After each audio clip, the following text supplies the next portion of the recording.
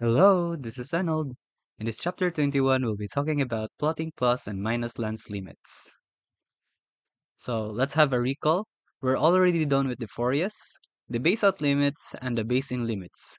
Now we can proceed with the plus and minus lens limits, which is last for the zone of comfort. Okay, so how do we plot plus and minus lens limits? The object is at conventional testing distance at 40 centimeter or 16 inches. Plus and minus lens limits are plotted along the line extending vertically from the 15 prism of convergence of the prism scale at 6 meters. So, mo prism scale 6 meters na to. So, sa 15 daw siya mo align to 0 on the prism scale at 40 centimeter. So, mo siyang prism scale at 40 centimeter. So, ngari siya na linya, muagi ang ato plus and minus lens limits, which are the 20 and 21. Bonus ang number 19.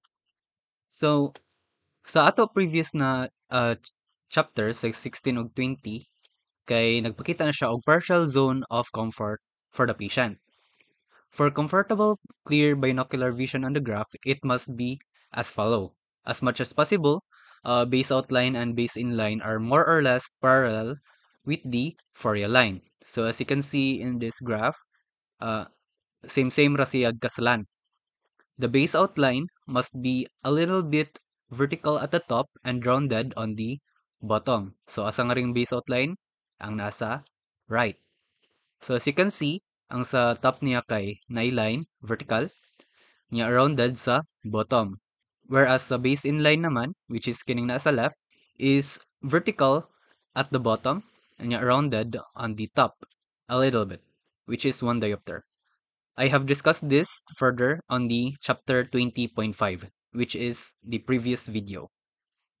So with that said, we will continue with this example. So let's have an example. Ang given nga kay ato number 20 is na siya given nga 7 diopters. Since this is positive relative accommodation or the PRA ang ato number 20, we add minus lens to determine the minus lens limit. Therefore, it stimulates accommodation. So ang imo ibutang ra sa AL is always negative for the number 20. So, makasolve na ta. So, ang ito AD nga rin kay 2.50. Why? Because ang ato test distance nga rin is always 16 inches or 40 centimeters. So, 2.50 plus 7 siya kay kuan man, makastimulate man siya accommodation. So, our TSA is 9.50. So, ang ato pagplot ani is along the base in line. So, again, this is our base in line. Kanya ato ra itansya kung asa ni naigo ang TSA 9.50. So, naa siya between sa 9 and 10. So as you can see here, naa siya nga rin. Along the 15 prism nga rin na TC na to. Designated with the circle, which indicates blur. Okay, proceeding with the next example, which is number 21.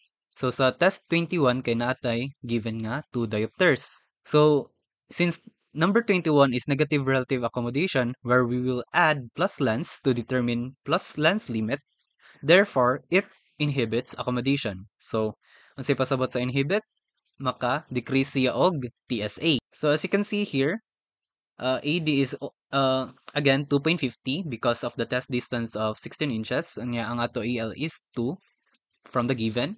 So, 2.50 minus 2 is 0.50. Then, we will plot this along the base outline ang number 21. So, ato base outline kay kini. So, ato raitan siya ang TSA na 0.50 nga rin. Kanya, dapat maigo siya nga rin sa vertical dotted line. Therefore, ang ato pagplot sa ato item 24 is naa nga rin. Designated with the blur. Okay, that ends for this video. For the next video will be about locating number 20 and 21 if ever dili siya given. Thank you, and I will see you there.